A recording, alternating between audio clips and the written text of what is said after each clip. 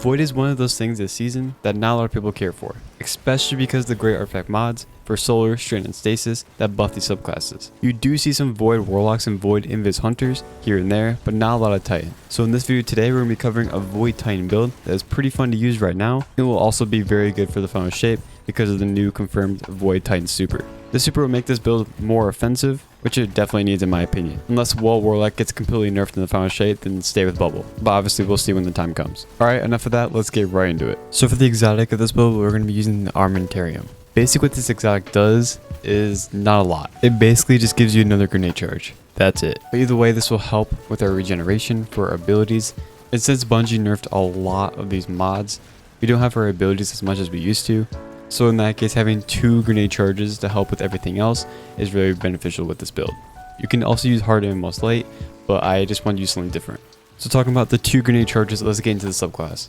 So for the super, there's actually only 2 that we have right now, but again, like I said in the beginning of the video, in the final shape we'll have another super that you can use more offensively. Kind of like the Sentinel Shield, but it's a one-off super, which a lot of people enjoy in Destiny 2. But the one I mainly go for is Ward of Dawn. This is the bubble. Once popped, it will give you Armor of Light, which is a big damage reduction while you're standing in the bubble, and also you get a 25 weapon damage boost. This is to all your weapons. This is most likely all the Void Titans go to, for even Crucible and PvE. But yeah, you can use the Sentinel Shield if you want to, but in my opinion, Bubble is just better. For the barricade, we have the Towering Barricade. Yes, this is 1 minute, but this really helps with the survivability by just standing behind this, and also with our aspects, this will buff our Towering Barricade completely, giving us a Void Overshield while standing behind it. So this will also give us another source of survivability. For the melee, you can use either melee. I use the Shield Throw, but you can also use the Shield Bash if you want to get suppression, and also an Overshield on a kill.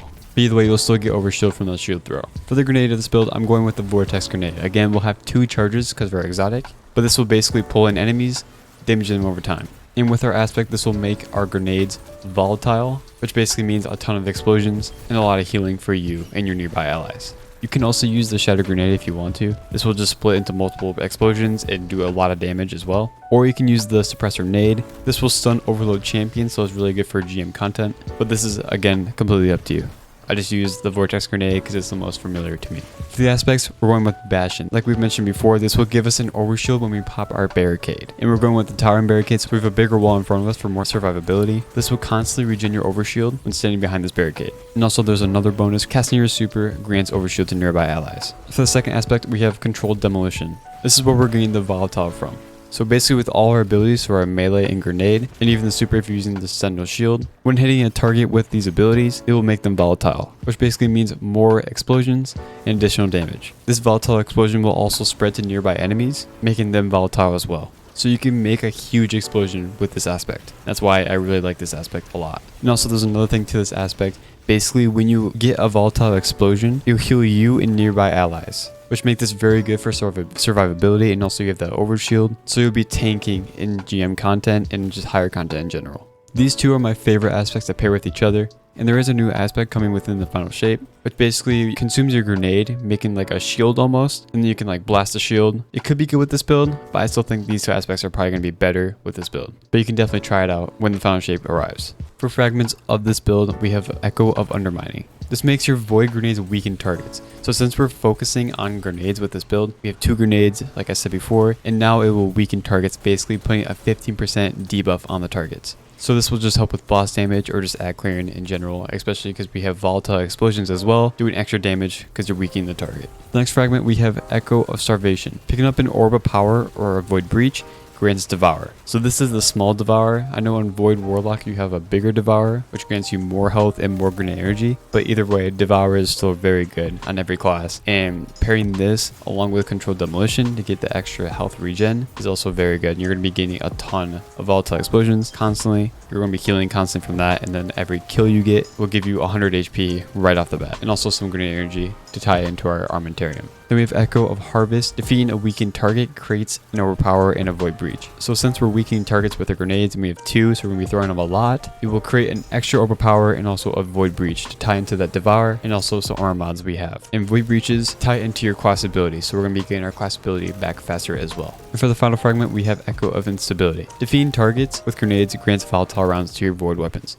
So if you're not using a Void weapon, do not use this. You can either use Echo of Persistence or Echo of Remnants, or even Echo of security for your higher level content. But if you are using a void weapon with this build, I definitely recommend the Echo of Instability, because once this is procced, and you get void weapon hits, each volatile explosion will basically heal you, like we mentioned before with our aspect control demolition. And again, since we have 2 grenade charges, we're going to be gaining a lot of grenade kills, so we're going to be gaining a lot of volatile rounds and just a lot of volatile explosions for more health. Enough of the subclass, let's go into the armor mods to enhance this build even more. Here are the full armor mods of this build. So for the helmet, we have Ash's assets. Gain bonus super energy on grenade kills. So again, I'm going to be mentioning this a lot within this video, but we have 2 grenade charges, so we're going to gain extra super energy on every grenade kill. So this will feed into our bubble, and bubble is actually the lowest tier. I can't remember which way the tier list goes, but it has the lowest cooldown super in the game. And for a second mod, we have Harmonic Siphon. Rapid void weapon final blows creates an overpower. So tie this siphon into any weapons you're using, but with this build I like to use void weapons for echo and instability for more volatile rounds. This will tie into more orbs being created. For our last mod on our helmet, we have heavy ammo finder. This will just increase the drop chance of heavy ammo on a kill. For the gauntlets of this build, we have focusing strike. Grants class ability energy when you cause damage with a powered melee attack. So every time we throw our shield throw melee, it will give us some class ability back instantly. Going with the same thing, we have bolster and detonation. Grants class ability energy when you cause damage with a grenade. So every time you throw those 2 grenades, you'll get more class ability energy back instantly. So tying these 2 together, we're going to be getting our class ability back even faster for more overshields to keep us alive longer. And we're doing this just because the timer for towering barricade and also bastion is quite a long time. So we want to reduce that timer as much as possible. For the last mod, we have firepower.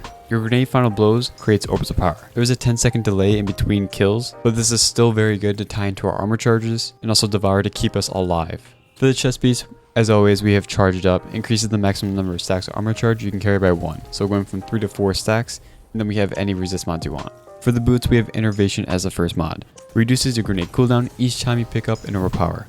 So since we're going to be making orbs of power from our harmonic siphon and also the firepower mod and also from Echo of Harvest, we will get more grenade energy on every orb pickup. This is 10% I believe. And then for the next mod, we have Orbs of Restoration. Picking up an orb of power grants a small amount of energy to your ability with the least energy. So for the ability with the least energy that we just used, for example, this would give us 10% to that ability. So for example, if we have our melee fully charged and also our class ability fully charged, and we don't have a grenade fully charged yet, once we pick up an orb, it will give us 20% because it's including the innervation as well. But if our melee is all the way down to 0, when we pick up an orb, it will give us 10% from that Orbs of Restoration and also 10% to a grenade for innervation. Not sure why people don't use Orbs of Restoration. It's actually really underrated in my opinion and helps a lot with ability regen. For the last mod, we have Void Weapon Surge. Again, tie this into any weapons you're using within this build, but I'm using Void Weapons, so this is basically a 10% weapon boost every time we pick up an orb for our Void Weapons. This will originally be for 10 seconds, but we have another mod coming up that will increase this to 15 seconds. For the class item, we have Proximity Ward. Probably weren't expecting this, you probably were expecting Bomber, but I'm thinking about high level content, and since we're going to be performing a lot of finishers within high level content, having that really powerful overshield is very nice. And since they just nerfed a lot of these class item mobs like Bomber, it only gives you like 5% energy now, so it's basically nothing. For the next mod, we have Powerful Attraction. This will collect any orbs around you when using your class ability. This is our Towering Barricade. It will collect all the orbs around us, basically giving us instant devour and also a 10% weapon boost every time there's an orb of power around us. For the last mod, we have Time Dilation. Your decaying armor charge stacks has a longer duration. So this is basically taking it from 10 seconds to 15 seconds. If you want to, you can probably replace this with Reaper for another orb of power generation, but just having that extra 5 seconds is actually very beneficial. Especially if you're into high level content, you need that extra damage for a longer duration. So since we're talking about abilities still, let's go into our stats. For me personally, you want to go for 100 resilience. This will give you that 30% damage reduction to everything and all the time. And also if you're on a Titan, which we are today, you have a lower cooldown on your barricade, your class ability. So this class is definitely the one you want to get for 100 resilience. The next stat, you want to go into discipline. This will give you a lower cooldown on your grenade ability. And since one of the main focuses of this build is obviously survivability first, also just grenade regen, this will just help you get more grenades when you're playing. And lastly, I went for strength.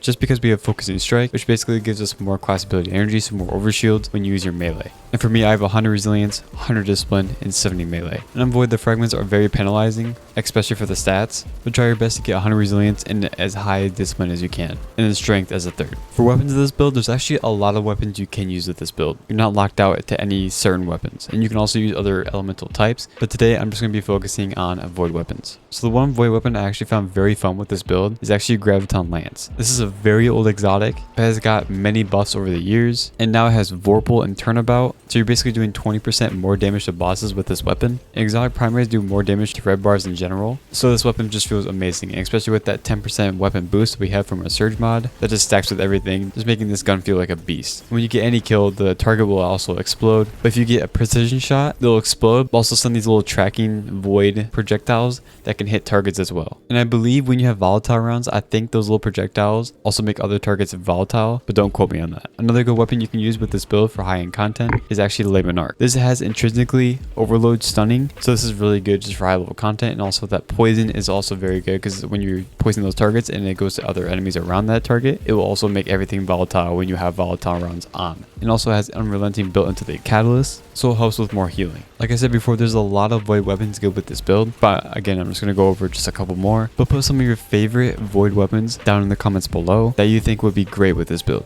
The next weapon we're going to talk about is actually Collective Obligation. This is a raid exotic, so if you don't have the Witch Queen expansion and you don't want to do the raid, obviously you can use just Graviton Lance like we mentioned before. But this is a monster for void builds. Basically, this gun leeches all the 3 verbs from the subclass: Suppression, Weaken, and also Volatile. And once you leech those, basically just by hitting those targets that have those debuffs on them, you can make all 3 of those debuffs go onto the weapon, basically shooting those 3 debuffs. So this is really good for just synergy in general. It's probably one of the most underrated and best void weapons for just the void subclass. Another one you can actually use for exotic, if you're a fan of glaives, is Vex Caliber. Probably the best glaive in the game in my opinion. It is very good for more void overshields. That's completely up to you and your playstyle. But a couple of void legendary weapons you can use with this build is Funnel Web, which is a world drop, but it's very good in my opinion. There's also a new bow from the season, so if you're doing high level content and you need a bow, you can use the Lethophobia. This can get Repulsor Brace and Explosive Head, basically giving you more overshields when you kill a debuff target, which is basically when they're weakened or volatile. Also, you just have that Explosive Head just for a bit more damage. Lastly, we have the Ross Arago. Hopefully I'm saying that right. This is an auto rifle that came out this season. It's a world drop, so good luck farming it, but in the final shape, this will be easier to farm. But the role I'm going for is Repulsor Brace and Onslaught. Again, Repulsor Brace will just give us another overshield when killing a debuff target, and then Onslaught will basically up our damage substantially, which will increase the rate of fire, basically getting to a 900 RPM auto rifle. There's a lot of heavies you can use with this build, one being Retrofit Escapade, there's also Commemoration, there's also the Regnant Grenade Launcher, Leviathan's Breath, Braytech Osprey if you have a good roll of that, and also Falling Guillotine. All these weapons would be great with this build, but again, put your favorite weapons in the comments below that you think would be great with this build.